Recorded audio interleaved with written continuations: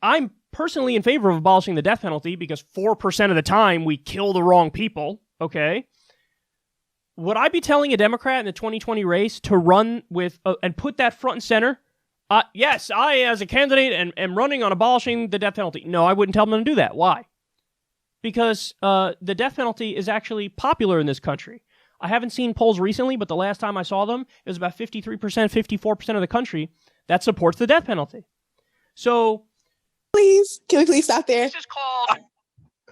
Oh, Lord.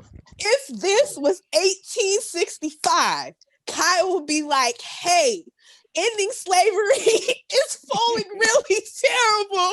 You know, we don't need to do that right now. I'm against slavery, but for right now, it's polling terribly. So we got to get over here and raise the polls on letting Black people out of chattel slavery and bondage.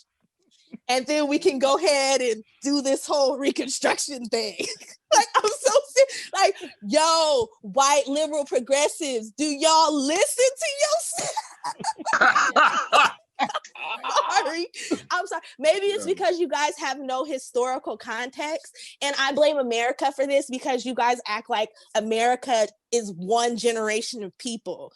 I knew my great-grandmother. My great-grandmother died when I was in my 20s, and I knew my great-great-grandmother. Like, multiple generations create a life. So you guys act like everything just happened yesterday. Like, you guys have no historical context. So for you to be like, oh, well, we're just not going to do that because it's not popular.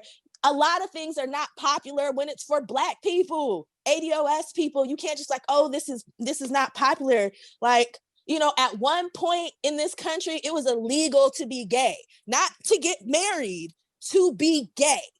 So that's like you being like, well, you know, it's not really polling well for, you know, it to not be illegal to be gay. Like, how crazy would it sound if somebody said that out loud? If somebody got on a podcast right now and said, it's not polling well for gays to just be able to be gay, not be married, which now is normalized for us. Like, we're like, what do you mean? What do you mean they can't get married? What? Huh? Are you crazy? Like, what's wrong with you? Yeah. Well, Uncle live together. Yeah, absolutely. Yeah, you understand what I'm saying? So could you imagine somebody having this conversation right now about gay people?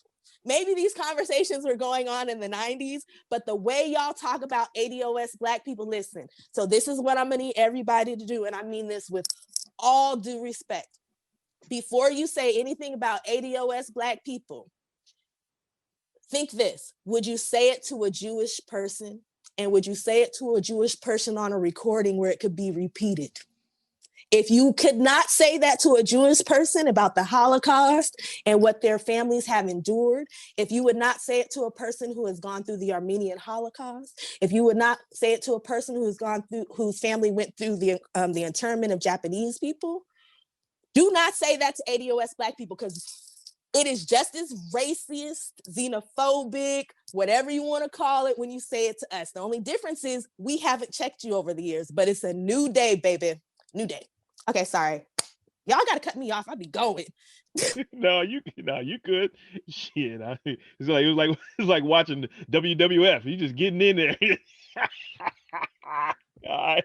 Man, no, for real. Like, I'm gonna use events. Like, when you see me, you know, treat me like an old white woman with a cat. Like, if you wouldn't go, up and say nothing crazy like that to a nice old white lady with a cat who live up the street, don't talk to me like that. Don't talk crazy to me. No, sorry, treat me like an old Jewish white lady. Because you're gonna give her even more respect, and you're gonna respect her people and her family because you understand what her family has went through, as you should. Absolutely. Everything I say about them is with respect because of what their people went through. And I would never disrespect their people like that, ever. Absolutely. All right, Big John. I know it's a hard act to follow, Big John. Sorry. Shit, man.